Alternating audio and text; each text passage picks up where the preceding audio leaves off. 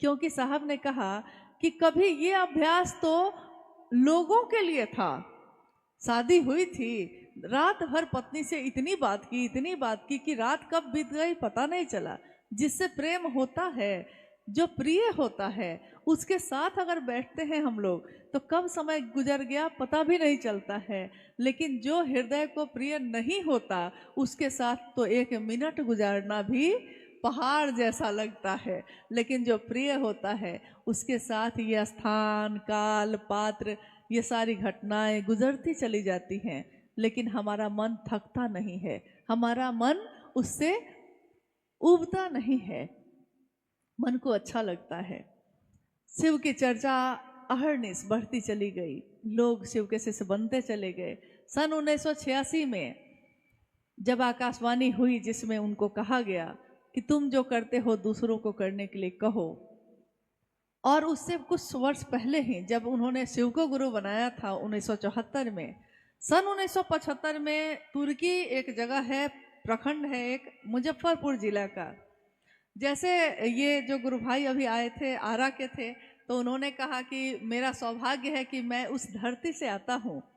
सही में ये भी बात है, मन गौरवान्वित होता है उस जगह से जोड़कर अपने आप को कि कभी मेरे साहब, ठीक है मैं उस समय नहीं था, लेकिन मेरे साहब उस जगह पे बैठकर शिव को अपना गुरु बनाए थे। ये सोच के ही मन प्रफुल्लित होता है।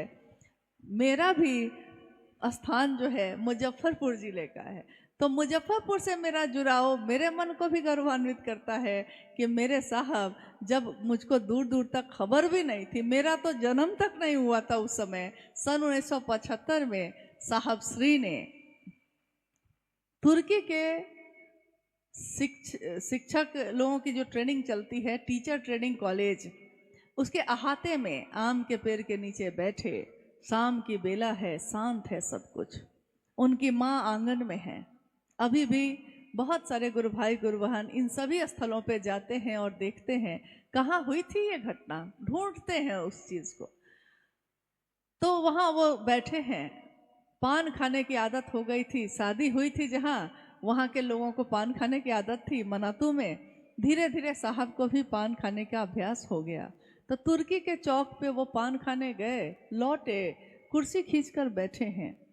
कहा उन्होंने कि कहीं कुछ भी नहीं था, और हवा चल रही है, हवा के झोंके के साथ मेरे मन ने सुना, मेरे कानों ने नहीं, कान सुनते हैं, मेरे मन ने सुना, हवा के झोंके के साथ नमः मेरी सांसों से उतरा है, चढ़ा है सांसों पे और सिवाय उतर गया है। हवा के झोंके के साथ नमः मेरी सांसों पे चढ़ा है और सिवाय उतर गया है, कहीं कुछ भी नहीं है।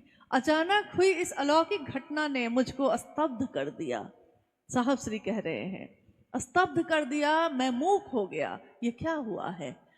और जब घबरा कर अकबका कर खड़ा हुआ, हाथ से चाबी छूटकर गिर गई। लेकिन उस तरफ मेरा ध्यान नहीं है, मेरा ध्यान तो इस पे है कि हुआ क्या अभी, और जो घटना हुई थी अभी अभी उसने मेरे मुख से कहवाया। मैंने कहा, बोल उठा मैं, अरे रे रे रे रे रे रे एकरे तक खोजत रहनी। उन्होंने कहा कि जब आदमी के जीवन में, जहाँ उसका जन्म होता है, जहाँ की उसकी बोली होती है, आदमी के जीवन में कुछ अचानक कुछ सुखद हो या अचानक कुछ दुखद हो, अचानक अगर तीव्र एहसास किसी चीज का होता है तो वो अपने असली जबान पे आ जाता है, अपनी असली भाषा पे आ जाता है। जैसे एक व्यक्ति इंग्लैंड गया, रहने वाला था यहाँ का, इंग्लैंड गया, देखा कि सब अंग्रेजी में बात कर रहे हैं, तो वो धीरे धीरे अंग्रेजी में बात करने लगा, इतना बात करने लगा अंग्रेजी में कि वो भूल गया, अपनी भाषा को भी भूल गया। साहब ने कहा कि मेरे जिला का एक आदमी था जो ऐसे गया तो इतना अंग्रेजी बोला कि भाषा ही भूल गया। एक दिन उतर रहा था सीढ़ी से और ऊपर से ही पैर फिसल गया, अंग्रेजों के साथ रहते रहते पूरा अंग्रेज हो गया था, सूट बूट कोट पैंट और भाषा अंग्रेजी पूरी, अमेरिकन इंग्लैंड वाली, तो पूरी तरह अंग्रेज था। लेकिन उस दिन जब सीढ़ी पर से फिसला और गिरा जोर से नीचे, तो बोला कि माई गे माई। इतना जोर से बोला कि सारे अंग्रेज देखने लगे कि ये कौन सी भाषा है जो इसने अभी बोली है। साहब ने कहा यही उसकी असली भाषा है जो उसने अभी बोली है। तो उस दिन भी उन्होंने कहा कि मेरा जो जीवन था चल रहा था, लेकिन उस जीवन में जब ये घटना हुई है तो मेरे मुंह से, मेरी जो भाषा है भोजपुरी, तो मेरे मुंह से वही निकला। मैंने कहा अरे रे रे रे रे एकरे तक खोजत रहनी। माँ ने अंदर से पूछा बउआ का भुलाइल रहे जे मिल गई। साहब ने कहा चाबी भुलाइल रहे मिल गई। उन्होंने कहा चाबी कमरे की नहीं भूली थी मेरी, वो अध्यात्म के रास्ते पे मैं जाऊंगा कैसे?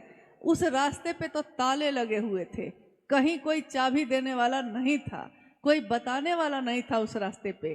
किसी ने नहीं कहा कि तुम खुद जा सकते हो उस ईश्वर के तरफ। सबने तो यही कहा था कि मैं तुमको बताऊंगा। कोई पूजा बता रहा था, कोई साधना बता रहा था, कोई मंत्रों का जप बता रहा था, लेकिन सब में यही कह रहा था कि मैं। किसी ने नहीं कहा कि वो शिव साहब को जो मिलना था उस समय मिल गया। उन्होंने अपने गुरु से यही कहा था कि साहब विधि मुझको चाहिए, आप जो देंगे वही करूँगा।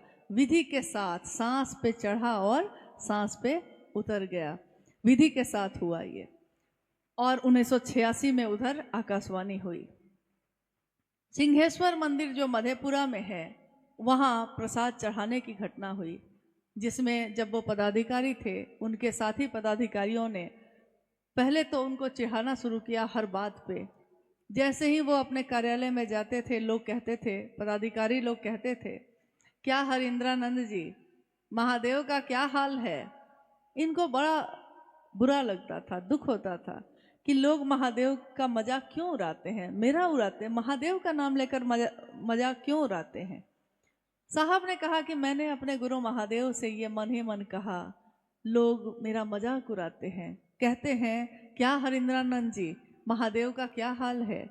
आवाज आई, ये कम है कि कोई तुमसे मेरा हाल पूछता है, तुमसे मेरा हाल पूछता है। किससे पूछा जाता है हाल? जो नजदीक होता है उसी से ना कोई हाल पूछता है। साहब के मन को आराम मिला। उसके बाद उन्होंने इस बात की चिंता ही छोड़ दी। कहा कि चाहे वो आपको चिढ़ाने के लिए ही सही, हो सकता है आप पे व्यंग करने के लिए ही सही, लेकिन नाम तो उसने महादेव का ही लिया है। गुलाब की पंखुड़ियों को मसलिए तब भी खुशबू ही देता है, काट के फेंक दीजिए तब भी खुशबू ही देता है, सजा लीजिए अपने घर में तब भी खुशबू देता है, डालियों पे खिला होता है तब भी खुशबू ही देता है। महादेव का नाम कोई गलती से भी लेता है, परिणाम तो सुखद ही होते हैं, परिणाम हमेशा अच्छे होते हैं। इसलिए इस बात की चिंता साहब ने कहा कि कभी मत करिएगा कि लोग मजाक उड़ाते हैं। मजाक उड़ाने की बात तो है तो कुछ तो लोग कहेंगे, लोगों का काम है कहना, छोड़ो बेकार की बातों को, कहीं बीत न जाए रहना। कुछ तो लोग कहते ही हैं, अच्छा पहनिए तो कहते हैं, अच्छा जीवन जीना सीख लीजिए तब कहते हैं।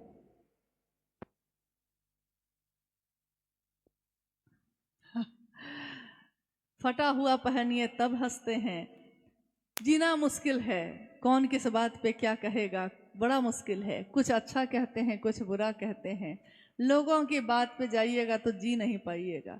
साहब ने कहा इस बात की परवाह मत करना कभी कि लोग क्या कहते हैं। मैंने जो तुमको कहा है, मैंने जो सबको कहा है, किसी पे विश्वास करना ना करना, एक दिन हो सकता है मुझ पे भी विश्वास ना हो, मत करना, लेकिन मैंने जो कहा है मेरी बात पे विश्वास करना। और मैं शिवशिष का अपना रूप जो वो दिखा रहे हैं, मैं शिव का शिष्य हरिंद्रानंद ये कहता हूँ कि शिव को प्रणाम करने से ही कृतज्ञता ज्ञापित होती है। शिव की चर्चा करने से ही साधना या उपासना की सारी पद्धतियाँ पीछे छूट जाती हैं। शिव की चर्चा ध्यान की अनुपम विधा है। मैं शिव का शिष्य हरिनारायण ये कहता हूँ कि शिव से दया मांगना कृतज्ञता ज्ञापित करने का, भक्ति की अभिव्यक्ति का सबसे सुंदर तरीका है। सांसों पे शिव का नाम नमः चढ़ना और शिवाय का उतरना शिव शिष्यों के द्वारा किया हुआ सर्वोत्तम जप है। माला पे जप करने का प्रचलन पुराना है, बहुत समय से चला आया है। कोई तुलसी की माला पे करता है, कोई रुद्राक्ष की माला पे करता है, कोई कमल गट्टे की माला पे करता है, जिसको जो माला मिलती है उस पे करता है। लेकिन सांसों की माला पे सिमरू में शिव का नाम, सांसों की माला पे पल पल मेरी हर सांस उस शिव का नाम ले, बस शिव का नाम ले, सिमरू में शिव का नाम। ये बात, ये पद्धति आज तक हर व्यक्ति के लिए किसी ने कभी नहीं कही। पहली बार साहब हरिंद्रानंद जी ने यह कहा, महादेव को गुरु बनाकर सांसों पे ही नमः शिवाय का जप करके उनको प्रणाम किया जा सकता है। अंबाला की ये जो धरती है जहाँ आज ये शिवगुरु परिचर्चा हो रही है, आज ये घटित हो रही है, लेकिन शिव के शिष्य हरिंद्रानंद जी के मन में ये घटित तो बहुत पहले हो चुकी है, आज दिख रही है। लेकिन ये सारी चीज़ें बन तो उसी दिन में गई थी। हर कुछ दिन के बाद किसी न किसी चर्चा में उन्होंने इस स्थान का नाम लिया है, अंबाला का नाम लिया है। तो अंबाला का नाम लिया है यानी उनकी सोच में अंबाला रहा है हमेशा। आज अंबाला की इस धरती पे पहली बार एक आयोजन हो रहा है शिव गुरु के नाम पे। अद्भुत और अप्रतिम ये पल, ये सुखद पल जो बीत रहा है, शायद आने वाले समय में इससे भी सुंदर पल आएगा, आएगा ही आएगा। और आएंगे लोग, और बोलेंगे लोग, और काम करेंगे महादेव का। शायद हम लोग देख पाएँ ना देख पाएँ, ये तो नहीं जानते। लेकिन आज जो ये घटित हो रहा है, ये आज की जो अनुभूति है ये यही है कि हमारे साहब और दीदी की उपस्थिति हर पल हर स्थान पे है। बिना उनकी उपस्थिति के ये घटित नहीं हो सकता था, आज हो रहा है। उनकी सोच है। यहाँ की एक घटना आपने सुनी होगी, किसी न किसी से सुनी होगी, या साहब की चर्चाओं में सुना होगा। अक्सर उन्होंने इस घटना को दोहराया। हम लोग हमेशा इस बात को करते थे कि साहब आखिर कहना क्या चाहते हैं, साहब आखिर इस घटना को बार बार क्यों बताते हैं। वो सीधे सीधे नहीं कह के क्या इस घटना को बता के क्या कहना चाहते हैं। घटना क्या है? ये घटना अंबाला छावनी के नाम से जाना जाता है। अंबाला कैंट यानी सेना की छावनी है। यहाँ अंग्रेजों के समय से है। ये अंग्रेजों के समय से इस जगह पे छावनी रही है, आज भी है, पूरी तरह है। और ये घटना उस समय की है। ये नदी जो शिवालिका पहाड़ से बहती है और अंबाला से गुजरती है, पहाड़ी नदी है तो स्वाभाविक है, पहाड़ की नदी जो उतरती है तो उसमें कभी भी पानी कम होता है और अचानक से बहुत तेज पानी आ जाता है। हम लोग जब तक समझते हैं तब तक पानी इतना तेज हो जाता है कि पार करना भी मुश्किल होता है। ये घटना जो साहब श्री के मुख से, साहब श्री के द्वारा हम सब ने सुनी है, आज हम इस अंबाला की धरती पे साहब के द्वारा उसी घटना को फिर से दोहराना चाहते हैं, सुनाना चाहते हैं, ताकि हमारा मन पूरी तरह इस बात को समझ सके कि आखिर उन्होंने क्या कहा, कब कहा, क्यों कहा। इस घटना को बताने का उद्देश्य क्या है, बार बार बताने का उद्देश्य क्या है। घटना है कि एक अंधेरी रात में बारिश का समय था और तूफान चल रहा था। एक नंबरदार जो अंग्रेज लोगों के द्वारा था, तो भारत का ही यहीं का था, लेकिन अंग्रेजों के द्वारा नियुक्त था। नंबरदार एक पद होता है, उस समय मिला हुआ था उनको। घोड़े पे सवार होके वो लोग जब चलते थे तो लोग थर्राते थे भय से, यानी उन लोगों से दूसरे भय खाते थे, वो किसी से डरते नहीं थे।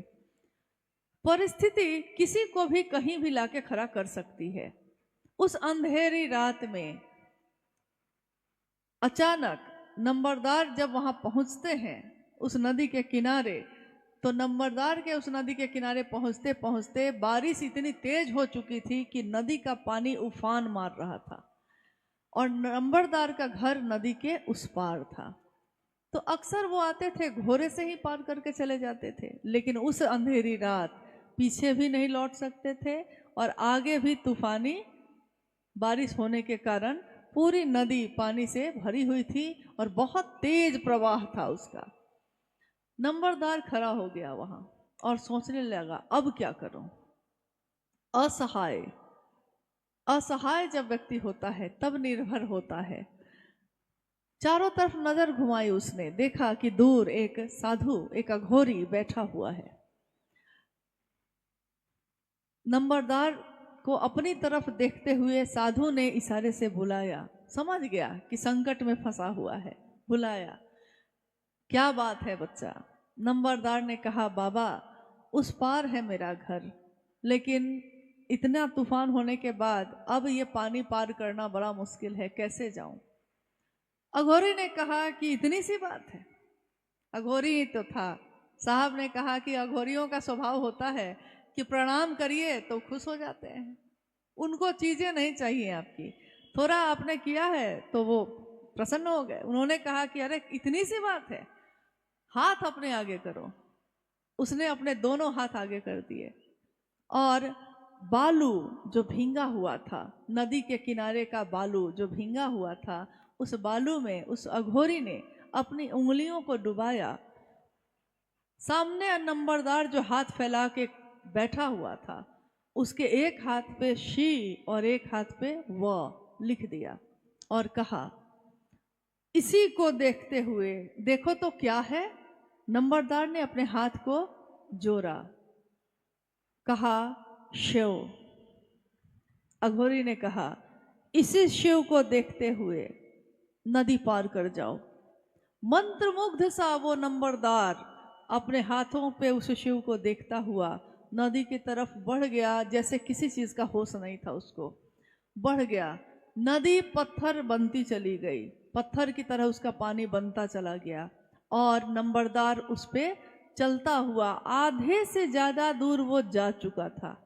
आधी से ज्यादा दूरी उसने तय कर ली थी, थोड़ी ही दूर अब बचा था कि तब तक अचानक जैसे उसका सम्मोहन टूट गया और उसने देखा अपने हाथों को, जो देख रहा था। देखते हुए उसके मन में एक विचार कौन था? शिव यही ना जिसकी पूजा मेरी माँ करती है, मेरे पिता करते हैं, मेरी पत्नी करती है, जिनका मंदिर है मेरे गांव में, शिव यही ना। जैसे ही सोचा और वो डूबने लगा।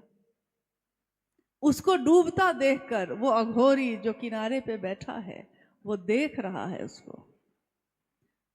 जैसे ही उसने देखा ये डूब रहा है तो उसने वहीं से आवाज दी उसको, कहा, रे रे अपने शिव को छोड़, मेरे शिव को देख।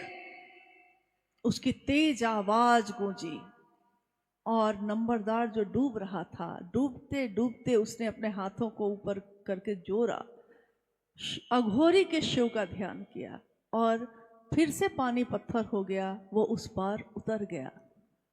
साहब श्री के द्वारा सुनाई हुई ये घटना, ये कहानी नहीं है, उन्होंने कहा ये सच्ची घटना है। ये घटना हमारे आपके मन को बहुत कुछ समझाती है अगर हम समझना चाहें तब। हम में से यहाँ बैठे हर व्यक्ति ने शिव को अपना गुरु माना है। कहा किसने था ये? शुरुआत, उद्गम कहाँ से है? किसके मन में ये विचार आया? किसके हृदय से फूटा? ये विस्तार जो धरती पे हुआ है, ये विस्तार करने वाला कौन है?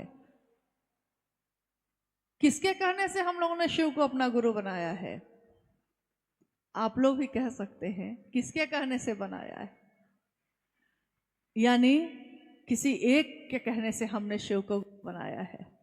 उन्होंने कहा कि मेरे शिव को देख, तू अपने शिव को छोड़। शिव तो वही है, लेकिन उस शिव से तेरा रिश्ता बड़ा कमजोर है, बहुत पुराना, बहुत कमजोर, कभी भी टूट जाता है।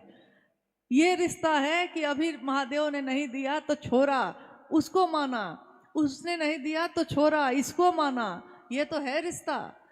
तो महादेव से ये रिश्ता जो है बड़ा कमजोर है। लेकिन शिव के शिष्य हरिंदानंद का जो अपने गुरु से रिश्ता है वो इतना गहरा है, इतना गहरा है कि सारी दुनिया एक तरफ हो जाएगी तब भी वो अपने गुरु के लिए किसी से समझौता नहीं करेंगे। सारी यातना, सारी चीजें सही उन्होंने, लेकिन महादेव को महादेव ही रहने दिया। वहां तक ये बात नहीं आई जैसे ढाल बन के कोई खड़ा हो, जैसे कोई सैनिक खड़ा हो और सोच लिया है उसने कि पीछे तो धरती पे कदम रखने नहीं देंगे, जितने बाण चलाने हैं हम पे ही चला लो, पीछे के लोग तो सुरक्षित ही रहेंगे। तो साहब को पे इस दुनिया के लोगों ने कितने तरह की बातें की, उपहास किया, अपमान किया। किसने? अभी अभी आपने घटना सुनी कि लोग उनका मजाक उड़ा रहे थे। अभी अभी आपने सुना उनके माता पिता को जब ये लगने लगा तो उनको अपने बेटे से भी दिक्कत हो गई। स्वाभाविक है, चिंता में दिक्कत हुई, लेकिन चिंता में ही तो बहुत कुछ बोल देते हैं हम। अपनों की चिंता में बहुत कुछ बोल देते हैं। कहाँ समझ पाते हैं कि शिव भी अगर शरीर में उतरेंगे तो हम कहाँ समझ पाते हैं, हम कहाँ जान पाते हैं कि कौन हमारे बीच आया है और किससे हमारी अभी अभी मुलाकात हुई है। आप तो नहीं जान सकिएगा, इन आंखों से तो नहीं देख सकिएगा। अपने शिव को छोड़ मेरे शिव को देख। किसी पे विश्वास हो या ना हो, मेरी बात पे विश्वास करना। ये तीनों सूत्र सहायक हैं शिव को गुरु बनाने में। सहायक मतलब मदद करते हैं, लेकिन मुख्य चीज क्या है? कौन सी ऐसी मुख्य चीज है जिसकी मदद के लिए ये चीजें हैं? हमेशा उन्होंने ये कहा भी और शिष्यानुभूति में लिखा भी है कि आपका अस्थाई शिष्य भाव होना ही अनिवार्य है। शिव की शिष्यता में एक निष्ठता और समर्पण अपने गुरु के लिए होना ही होना है। आप कहिएगा मुझको अभी विश्वास नहीं है, तो कोई दिक्कत नहीं है। गुरु के रूप में जब हम शिष्य बनते हैं उनके, तो गुरु के रूप में उस शिव के पास अविश्वास में भी जाया जा सकता है, बिना श्रद्धा के भी जा सकते हैं। संशय ही संशय हो, शंका ही शंका हो, तब भी उनके पास हम जा सकते हैं। महादेव गुरु के रूप में एक ऐसी सत्ता है जो ये नहीं कहते कि मुझ पे विश्वास है तब आओ, जो हो तुम, जैसे हो तुम। उसी रूप में जीव से शिव बनाने का संकल्प साहब श्री का रहा, लोगों को शिव की तरफ भेजने का रहा। शिष्यानुभूति एक छोटी सी किताब जो 1990 में लिखी गई, शायद आपके पास होगी, अगर नहीं हो तो आप मंगवा सकते हैं, मुख्यालय से मंगवा सकते हैं, गुरु भाइयों के द्वारा या गुरु बहनों के द्वारा मंगवा सकते हैं। उसको पढ़िएगा। उसमें साहब ने जो बातें लिखी हैं, अपनी अनुभूति, शिष्यानुभूति यानी शिव के शिष्य साहब हरिंदरानंद जी की अनुभूति उन्होंने लिखा है अपने गुरु के लिए कि अगर विश्व का मानव आपको अपना शिष्य भाव अर्पित करता है, तो गुरु के रूप में शिव को विश्व के मानव के अभ्युदय का भार लेना ही पड़ेगा। कितने समय के बाद इस पंक्ति को दोहराते समय ये प्रश्न बार बार उठने लगा कि ये पंक्ति ये बताती है कि शिष्य बोल रहा है कि गुरु को क्या करना होगा। यहाँ तो गुरु बताता है ना कि शिष्य को क्या करना होगा, तो शिव के शिष्य हरिंदरानंद जी बता रहे हैं कि शिव को क्या करना होगा। साहब ने कहा कि प्रेम अधिकार लाता है। आपका बेटा आता है स्कूल से और कहता है माँ आज के आज जूता खरीदा जाना चाहिए, जूता फट गया। आप कहते हैं अभी रुक जाओ, पैसा नहीं है, 2 दिन 4 दिन बाद खरीद देंगे। कहता है नहीं, अभी का अभी खरीदना ही होगा। प्रेम है, प्रेम में अधिकार होता है। पिता को कह देते हैं बाबूजी नहीं, आपको ये काम तो करना होगा बाबूजी। अधिकार है, प्रेम में अधिकार होता है। यानी शिव से उनका प्रेम ये अधिकार उनको देता है कि वो अपने गुरु शिव को कह रहे हैं ये कि अगर विश्व का मानव आपको अपना शिष्य भाव देगा, चाहे वो किसी जाति, किसी धर्म, किसी संप्रदाय, किसी वर्ण, पुरुष या स्त्री, अमीर या गरीब, कुरूप या सुंदर, कोई भी हो, अगर शिष्य भाव देता है, हे शिव आपको विश्व के मानव के अभ्युदय का भार लेना ही पड़ेगा, लेना ही होगा। और गुरु ने किया भी यही। आज हमारे आपके बीच ऐसे कितने लोग हैं, अलग अलग विसंगतियों के लोग, अलग वेशभूषा है, अलग भाषा है, अलग सोच है, अलग खान पान है, हर चीज़ तो अलग है। यहाँ तक कि एक एक जर्रा जर्रा इस धरती का और रोम रोम हमारे शरीर का, सबका एक दूसरे से अलहदा है, जुदा है, अलग है, एक जैसा नहीं है, कुछ भी एक जैसा नहीं है। तब भी विसंगतियों में संगति की स्थापना करते हैं शिव, और उस महादेव को अपना गुरु बनाने का आवाहन है साहब श्री हरिंद्रानंद जी का। शिव के शिष्यता में जुड़ने के बाद 3 सूत्रों को करने का आग्रह किया जाता है कि ये 3 सूत्र आपके हमारे मन को एकाग्र करेंगे महादेव की तरफ।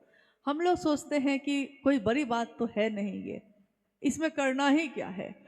आते हैं, बोलते हैं साहब हरिंद्रानंद जी ने 3 सूत्र दिए हैं, दया मांगना, चर्चा करना और प्रणाम करना।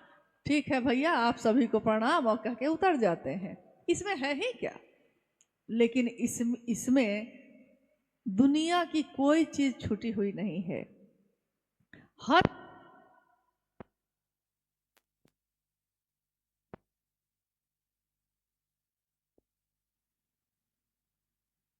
हाँ चलिए, कभी हटती है कभी आती है ये बिजली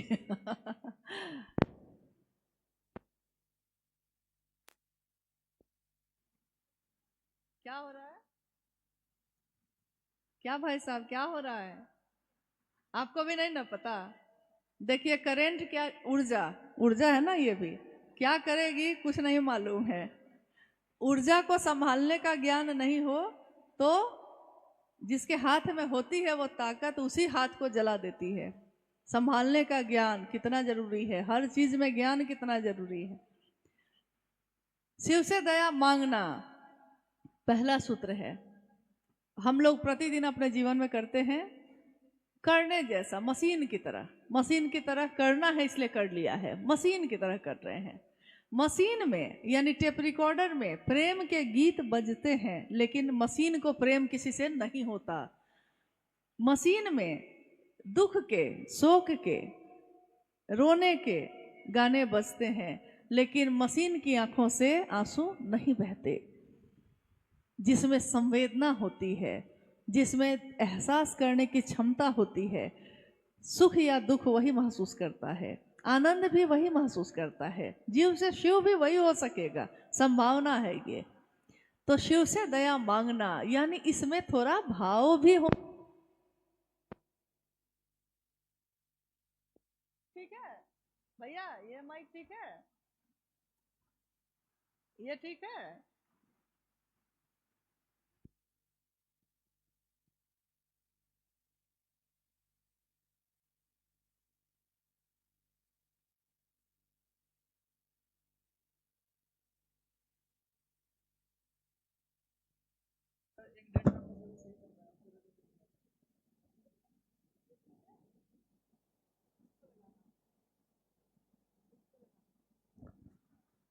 कोई बात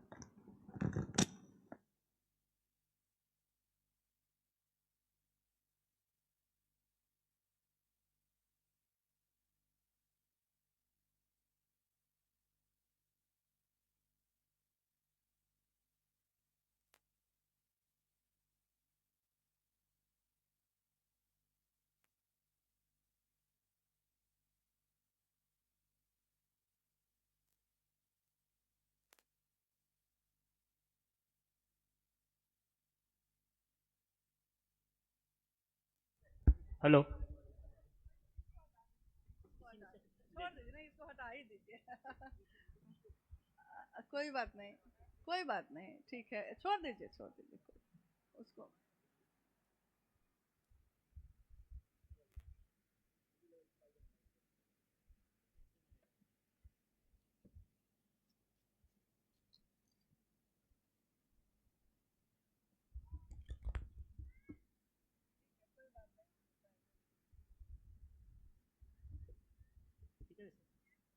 ठीक है,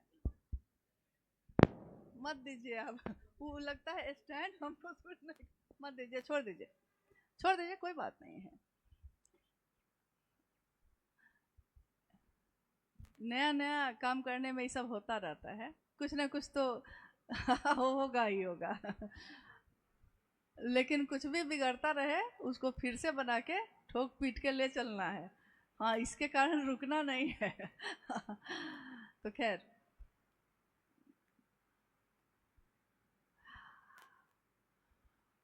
हम लोग बात कर रहे थे तीनों सूत्र के बारे में। ये तीनों सूत्र हमारे मन को, हमको गौर करना होगा, ये तीनों सूत्र हमारे मन में करना है। हमको मन को साधन बनाना है। तो मन ही साधन है, ये साहब हरिंद्रानंद जी समझ चुके थे कि मन ही साधन है किसी को अपना बनाने में। पहला सूत्र दया मांगना, ये भी मन ही मन अपने गुरु शिव को ये संप्रेषित करिए कि हे शिव, आप मेरे गुरु हैं, मैं आपका शिष्य हूँ, मुझे शिष्य पर दया कर दीजिए। बार बार मन का ये संप्रेषण, हमारे मन को जो बिखरा हुआ है दुनिया में, चारों तरफ भटका हुआ है, एक ही बार में मन कितनी जगहों पे है, ये पूरी तरह महादेव के तरफ ये मन उन्मुख कैसे हो, इसके लिए बार बार मन का ये संप्रेषण अपने गुरु शिव को। याद रखिएगा, मन का संप्रेषण। और मन से किसी चीज को कहीं भेजने के लिए तो मन को उस चीज पे टिकाना पड़ता है। यहाँ तक कि हम मंदिरों में भी अगर जाते हैं कभी, तो हमारे माता पिता हमेशा कहते रहे कि बउआ आंख बंद करो, आंख बंद करो, हाथ जोड़ो और अपना पूरा ध्यान लगाओ महादेव पे। नहीं, मूर्ति है लेकिन सामने है, आंख क्यों बंद करवा रहे हैं भाई, आंख खोल के कहिए। नहीं, कभी भी आपने देखा होगा कोई साधना या कोई इस तरह की पद्धति लोग आंख बंद करके करते हैं। क्यों ऐसा करते हैं? क्योंकि आंख बंद करना मतलब बाहर की चीजों से कटकर अपने अंदर देखने की विधा को विकसित करना, इसको बढ़ाना, हम अपने को देख पाए, हमारा अंश जो है हम उसको देख पाए। इसके लिए अद्भुत सी बात है शिव चर्चा में या शिव की शिष्यता में भी कि यहाँ आंख बंद करने के लिए नहीं कह रहे हैं साहब हरिंद्रानंद। वो कभी नहीं कह रहे हैं ये बात कि आंख बंद करके बैठिएगा कहीं पे। वो कह रहे हैं कि मन ही मन अपने गुरु शिव से दया मांगिए। और ये दया मांगने का जो तरीका है, ये दुनिया में आप कोई भी काम करते हुए कर सकते हैं। खेत में खेती करते हुए, घर में खाना बनाते हुए, सफाई करते हुए, रोड पे जाते हुए, फैक्ट्री में काम करते हुए, ऑफिस में बैठे हुए, बिजनेस करते हुए, दुनिया का कोई भी काम करते हुए हमारा मन तो उससे जुड़ा ही होता है जो मेरा अपना होता है। और महादेव मेरे अपने हो जाएं, हुए नहीं हैं, होने की कोशिश में हैं, हो जाएं, इसके लिए बार बार पहला सूत्र जो है उसको, उसकी आवृत्ति ली जाती है। जैसे गाड़ी जो चलती है, पहला गियर अगर उसका नहीं लगाइएगा तो उसके बाद दूसरा, तीसरा, चौथा, पांचवा कोई गियर नहीं लग सकेगा। पहला गियर साइलेंट होता है, पहला गियर ऐसे लगा के लोग छोड़ देते हैं, उसके बाद दूसरा तीसरा गियर लगाते हैं। गाड़ी चलाना मतलब हम थोड़ा सा सीखे थे, ज़्यादा नहीं, लेकिन उसमें मैंने देखा था यही, साहब ने भी यही कहा कि दया मांगना यानी शिव शिष्यता के भाव में अपने मन को ले जाने की पहला कदम, पहली प्रक्रिया महादेव से दया मांगना। अगर मन सीख जाता है तो फिर क्या होता है? दूसरा सूत्र शिव की चर्चा, दूसरों को समझाना और बताना ताकि मेरा मन भी समझ सके। कभी कभी आपने ये पंक्ति सुनी होगी, दो धारी तलवार है, दो धारी तलवार है। तो लोग कहते हैं दो धारी तलवार मतलब तलवार तो काटती है, लेकिन ये दो धारी तलवार काटती नहीं है, जोड़ती है, दोनों को एक साथ प्रभावित करती है। जो बोलता है उसको भी, जो सुनता है उसको भी, दोनों के मन को शिव भाव से आप्लावित करती है। शिव की चर्चा स्वयं को और समूह को, यानी जो सुन रहा है उसको भी, जो बोल रहा है उसको भी, अगर दोनों को शिव भाव से आप्लावित ना करे तो शिव चर्चा का कोई फायदा नहीं। अगर मेरे मन को ही नहीं डुबा सका वो महादेव में, घेरे में ही नहीं ले जा सका महादेव के, तो क्या फायदा हुआ? कोई फायदा नहीं। शिव की चर्चा शिव के लिए करना, आज तक तो हम लोगों ने सुना था अपने लिए करना, दूसरे के लिए करना, बेटा के लिए, बेटी के लिए, परिवार के लिए करना, महादेव के लिए करना। क्या हम ऐसा कर सकते हैं? क्या हमारे ये करने का कोई परिणाम है? है, करके तो देखना पड़ेगा इसके लिए। मिठाई मीठी है, खा के देखना पड़ेगा। ट्रेन मिलती है जाने के लिए, ट्रेन पकड़ना पड़ेगा इसके लिए। परिणामदायक है ये, इसके लिए करना पड़ेगा। करने पे ना दया, पहला सूत्र। हम कहते हैं महादेव दया करेंगे तब ना हम करेंगे, और साहब कहते हैं करोगे तब ना दया होगी। इंतजार में बैठे हैं कि महादेव दया करेंगे तब हम जाएंगे, और साहब कह रहे हैं कि करिए तब ना दया होगी। दया होगी किस पे? शिष्य पे ना। तो शिष्य जब करेगा तभी ना दया होगी। तो पहला सूत्र और दूसरा सूत्र दोनों शिव के घेरे में नहीं हो तो नहीं कर सकते। तीसरा सूत्र, शिव को प्रणाम करना। शिव को प्रणाम करने के लिए बहुत सारी प्रक्रिया पहले से हमारे समाज में, हमारी दुनिया में स्थापित विधियां हैं, जिसमें हाथ जोड़ के प्रणाम करना, झुक के प्रणाम करना, अपने पूरे शरीर को लेटा के प्रणाम करना, साष्टांग प्रणाम करना। अलग अलग तरह की विधियां हैं। आपने देखा होगा कहीं कहीं किसी जगह पे अगर आप जाइएगा, कोई धार्मिक आध्यात्मिक जगहों पे जाइएगा, तो आप देखिएगा कि प्रणाम ही है, करना प्रणाम ही है। मुद्राएं अलग अलग हैं, सबके तरीके अलग अलग हैं। कोई अंगूठा जोड़ के करता है, कोई ऐसे हाथ को मोड़ मोड़ के कर रहा है, कोई हाथ को पीछे बांध के कर रहा है। यानी शरीर की मुद्रा सबकी अलग अलग है, लेकिन प्रणाम तो मन करता है। और साहब श्री ने कहा प्रणाम भी तो आपका मन ही करेगा। उस महादेव को मन ही मन प्रणाम करिए, बार बार करिए। एक पत्थर पे पानी फेंकिए, पत्थर का कुछ नहीं बिगड़ता है, लेकिन अगर बूंद बूंद, एक एक बूंद उस पत्थर पे लगातार अनवरत, एक बूंद पानी की कुछ नहीं बिगाड़ सकती किसी का, लेकिन लगातार उसका अभ्यास, लगातार उसका गिरना, निरंतर ये प्रक्रिया एक दिन उस पत्थर को भी फाड़ देती है। और हमारा आपका मन जो इतने संवेदनाओं से घिरा हुआ है, इतने एहसास है उसमें, प्रेम, सहानुभूति, करुणा को महसूस करता है, उस मन में महादेव के लिए ये तीनों सूत्र करना धीरे धीरे हमारे बिखरे हुए मन को, जो चारों तरफ फैला है, सीधे महादेव के तरफ उन्मुख करता है। संसार में इसको कहते हैं गुरुमुख होना। गुरु का के तरफ मुख का होना नहीं, मेरे मन का गुरु के तरफ उन्मुख होना। तो ये तीनों सूत्र इसमें मदद करते हैं। और जैसे ही हमारा मन पूरी तरह उन्मुख हो जाता है, तो ये अस्थाई शिष्य भाव लगातार हमारे मन में अस्थाई। अब बाहर से कुछ भी होगा ये बदलेगा नहीं। अब महादेव देंगे कि नहीं देंगे, बदलेगा नहीं। हम न अपना बेटा अच्छा है कि बुरा है, हम बेटा नहीं बदलते हैं। मेरा पति अच्छा है या बुरा है, हम पति नहीं बदलते हैं। मेरे अपने माँ बाप कैसे हैं, हम अपने माँ बाप को नहीं बदलते हैं। लेकिन जैसे ही हमारा रिश्ता कमजोर होता है उस ईश्वर से, तो हम ईश्वर बदलने लगते हैं, हम धर्म बदलने लगते हैं, हम रास्ते बदलने लगते हैं।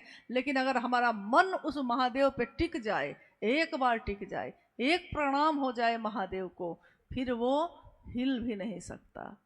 क्योंकि अब महादेव ने हमको आपको पकड़ लिया है।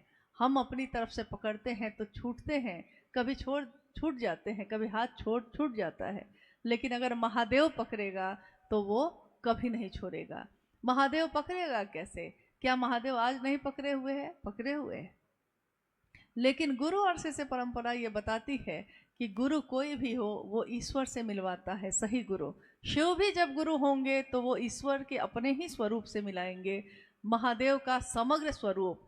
तीसरा सूत्र में जब हम नमः शिवाय से प्रणाम करते हैं, नमः शिवाय मंत्र शिव के समग्र स्वरूप को प्रणाम निवेदित करने की अनुपम विधा है। ऐसी विधा जो शिव के संपूर्ण स्वरूप को प्रणाम करती है एक साथ। तो ये तीनों सूत्र जो सुनने में या कहने में बहुत आसान लगते हैं, ये दुनिया का सबसे कठिन काम है। लेकिन आपके हमारे निरंतर अभ्यास से ये एक दिन हो जाता है। लेकिन निरंतर लगातार ये करना होगा। अपने लिए तो हमने बहुत कुछ किया है, आइए महादेव के लिए करते हैं। ये सौभाग्य मिला है इस जीवन में। आज का ये कार्यक्रम जो है अब तो थोड़ी देर तो हो गई है, लेकिन कोई जिज्ञासा है तो कहिए भाई।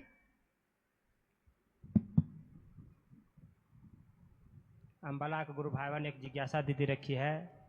गुरु में पांचों शक्तियां का समावेश माना गया है, इच्छा, ज्ञान, क्रिया, चित्त और आनंद।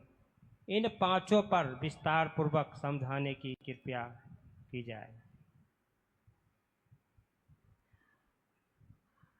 आओ चलें शिव की ओर में। इस पे एक आलेख भी है। गुरु में 5 शक्तियों का समावेश माना गया है, इच्छा, ज्ञान, क्रिया, चित्त और आनंद। इच्छा, ज्ञान और क्रिया शिव की नियामक शक्ति कही गई है।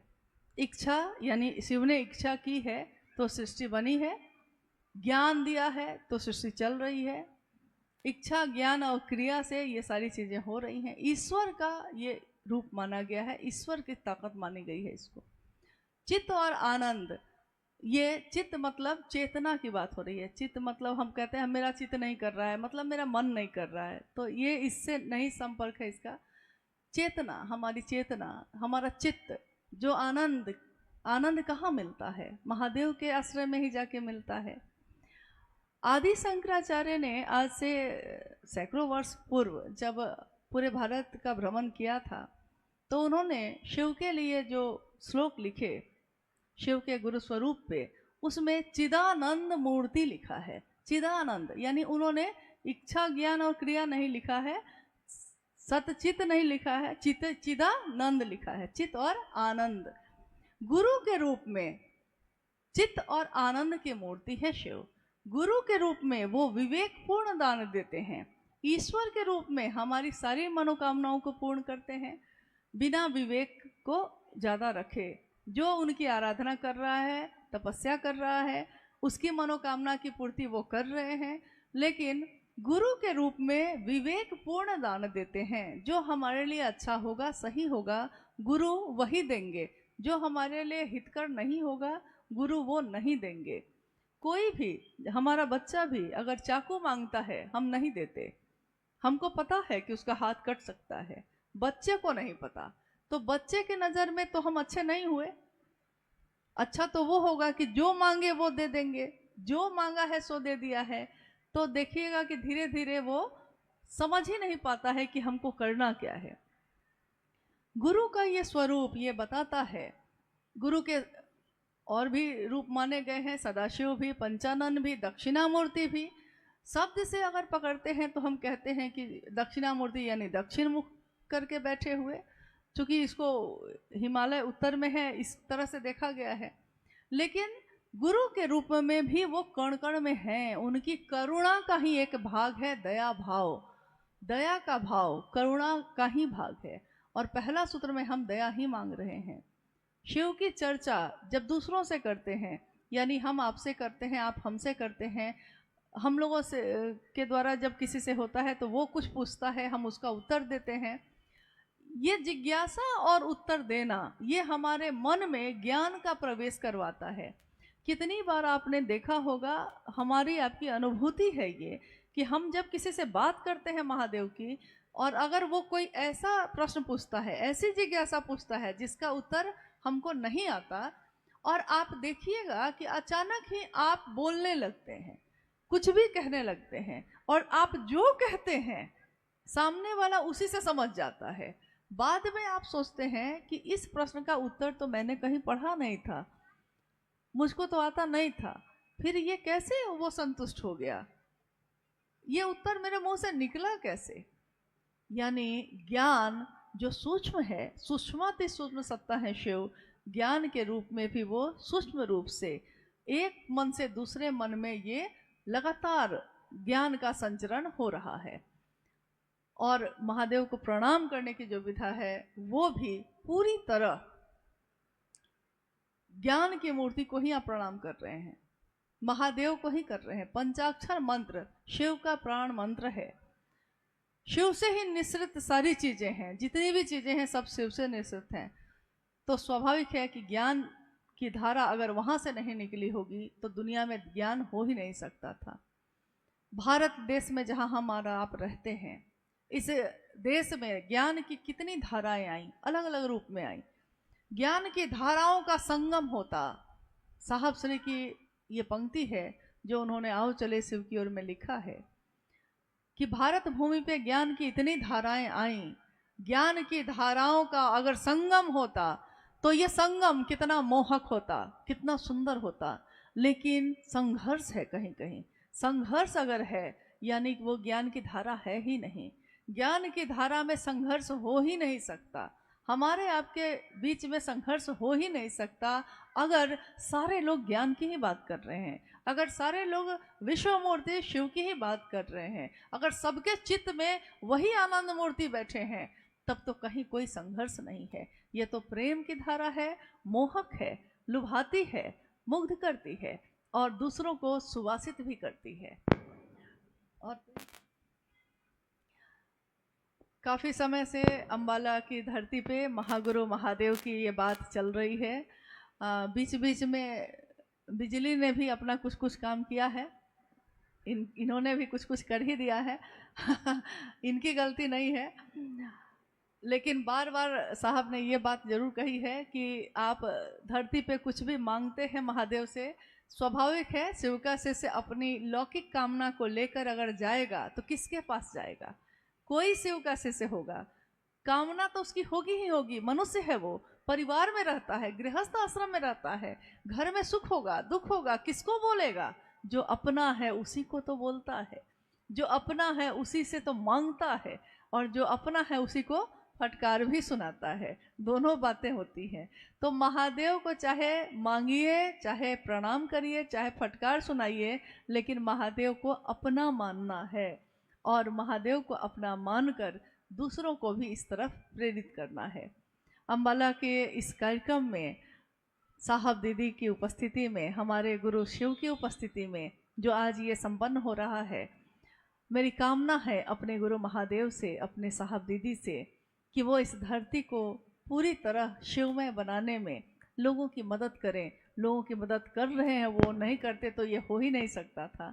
करें, और ज़्यादा करने की ज़रूरत है ताकि ये पूरा जगत शिवमय, जो सपना है साहब का शिवमय हो, ये हो सके। हमारे आपके करने से होगा। जहाँ लोग शिव के से बन गए हैं वहाँ तो हम आप सब जाते हैं, जहाँ नहीं बने हैं वहाँ जाने वाले उनकी ज़रूरत है। आप जरूरी नहीं है कि आप यहाँ से दूर दूर जाइए, कोई ज़रूरी नहीं है। आप कहीं भी खड़े हो जाइए और आप अपने चारों तरफ देखिए, लोग ही लोग हैं। आदमी की कमी नहीं है, बताने वाले की कमी है। कहीं से हम लोग गुजरे हैं, कहीं भी रुके हैं, महादेव की बात जिससे भी की है उसने महादेव को अपना गुरु बनाया ही बनाया है। ये क्यों होता है? जब आप महादेव से दया मांग के इस काम को करते हैं। महादेव की दया ही आपके पथ को प्रशस्त करती है, सारी बाधाओं को दूर करती है। और महादेव एक ऐसी सत्ता है जिसने आपसे हमसे कोई चढ़ावा नहीं मांगा है, कुछ भी नहीं मांगा है, दिया ही दिया है। तो सब कुछ दिया है जिसने, हम उसका नाम भी नहीं ले रहे हैं, उसके काम भी नहीं आ रहे हैं, ये तो सही बात नहीं है। उसके काम आ सकें, सबके लिए तो हमने किया ही किया है। महादेव के लिए कर सकें, उनके काम आ सकें, और महादेव के इतने काम आए, इतने महादेव के अपने हो जाएं कि कोई अगर कहता भी हो कि अरे महादेव ने दिया ही क्या, तो आपके हमारे मुंह से ये निकल सके कि उनसे एक पल में कैसे बिछड़ जाए हम, जिनसे मिलने में हमको जमाने लग गए, इतना समय लग गया, तब कहीं महादेव अपने हो सके हैं। तो अब जब अपने हो गए हैं तो पूरी तरह उनके होके बन के रह सके, उनका काम कर सके, इसी की याचना है, इसी का आग्रह है आप सभी गुरु भाई गुरु बहनों से। आप सभी के चरणों में प्रणाम है, आप सबको मेरा प्रणाम।